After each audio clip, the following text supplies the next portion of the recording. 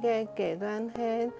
日本殖民统治的时代，就是其出生到其少年的时阵。小说第八个主角，其出生到日本的时代，主角的生年呢到其少年的阶段，主要内容描写其故乡，留其细细时阵成长的情形。第二阶段就是国民党统治时代，就是其少年到青年成长的时期，主要的描写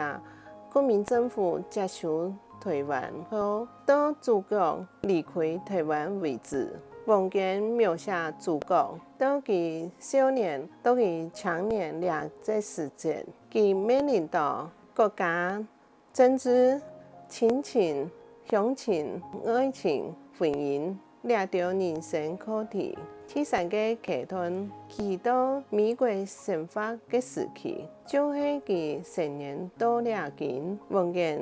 第1968年就于美国。第1983年开始，王军就开始改变写作的风格，